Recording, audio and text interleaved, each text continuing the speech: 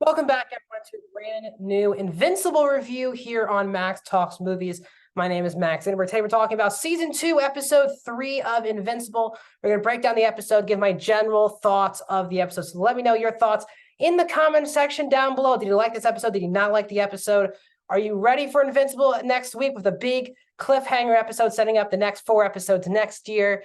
Let me know your thoughts in the comment section. And also, please subscribe, ring the bell if you're new to the channel. I talk movies, TV shows, box office, and I do movie franchise rankings. So please subscribe and ring that bell. And also, like the video down below. That's how you support the channel to help support me get some more eyes on Max Talks Movies. So this is episode 3 of season 2 called This Machination. This episode is kind of half and half. It's half with Alan the alien from Seth Rogen from season 1.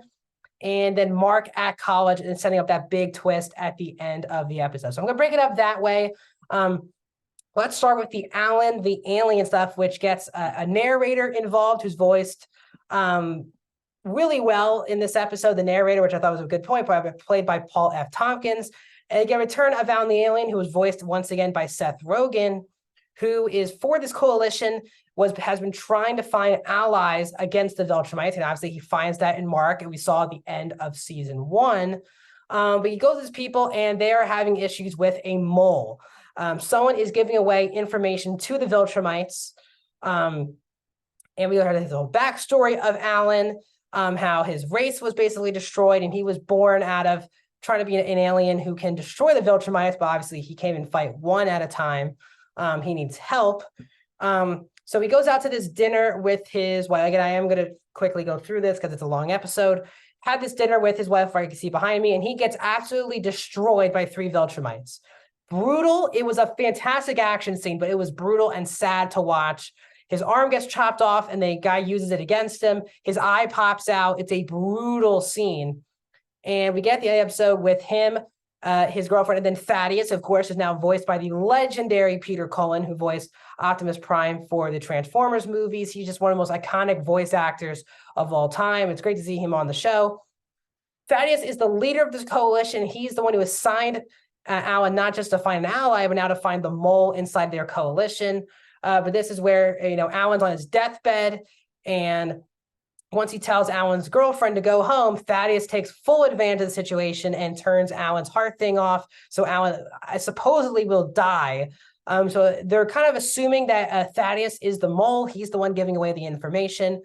It will be really interesting if this is actually the case and why he would want to kill Alan. We shall see. But I really loved that part of the episode, as a lot of people are trying to find some allies in this Viltrumite war. When we cut to the other half of the episode, which is Mark, he goes to college, Debbie drops him off, and Debbie is very emotional throughout this episode, as she should be.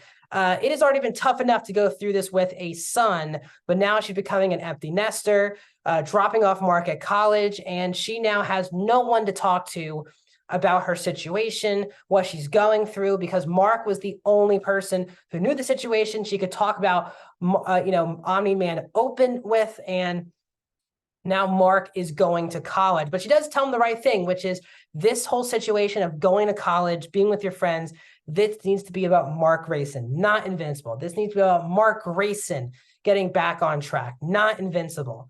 And, Mark takes that very seriously. Debbie, the rest of the episode, we'll sit with her before we go right back to Mark. Debbie has this kind of therapy session with the spouses of dead superheroes. And she meets this guy named Theo, who is in the episode voiced by David Diggs. And we have this scene where basically Theo exposes, when they go to the bar after the scene, that Omni-Man killed Theo's wife, who was one of the members of the Guardians of the Globe. But now Debbie doesn't say anything. She just kind of breaks down when Theo says this, and then she kind of runs outside. Theo checks on her, and then Debbie, thinking her guard is down, exposes that Omni-Man is her husband. She just said, he was Nolan Grayson to me, and 20 years of my life were a lie. And Theo basically just doesn't give a crap that her husband killed his wife, and he is basically done with that. He basically says, you can't come back to that space. It's not a safe space for anymore to open up. And now Debbie's back to being alone. So now therapy doesn't work. It'll be interesting if she goes back to Cecil at all. and tries to help out with that situation. That should be interesting moving forward. Now, on the Mark side, Mark and Amber do the deed, let's just say. We go through with Mark updating us on William's boyfriend who was injured during season 1. They said he'll be back in a month or so, so hopefully we get that rekindled relationship. But Mark is brought back by Seance Dog, who's that dog from the comic books and from his toy, is now somehow to life, who's voiced by Rob Delaney. And, Mark and him fight, and then they talk. And then the dog turns into Lualzon, who's like this bug, and he basically tells Mark that he just did that to let Mark bring his guard down. And the point is, he needs Invincible because 43 billion people are about to die, and they need Invincible. So Invincible wants to do this, but really doesn't either. He wants to stay on Earth, enjoy college, and take that next step. But he has this great phone call with Amber, which I think is one of the best parts of the show right now, which is the Amber and Mark relationship. Mark's like, I don't want to go. And then she right away says, you got to go. You got to save. All the lives matter. Your job is to save lives. I want you to go. We will cover for you. Go save these lives. And in most superhero things, like everyone relates to Spider-Man and MJ, Spider-Man and Gwen, a lot of relationships are drama in superhero films and shows.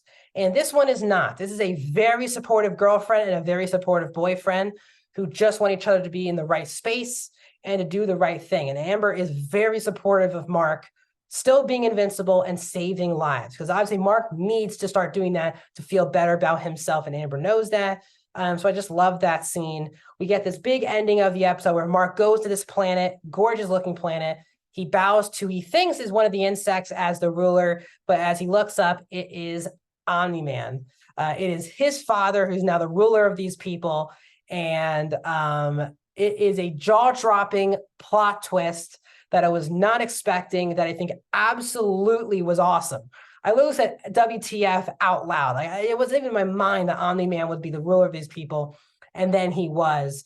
So now Mark is stuck with his dad now, which is going to be really interesting. Debbie is still grieving. Mark took the communications away from Cecil. So we'll see how Cecil can get involved. And how will this affect Mark in college? We shall see. But even though this is only the 3rd episode of 8 for this season, we're only getting 4 this year and then 4 early next year. So next week is the last episode of 2023 for Invincible.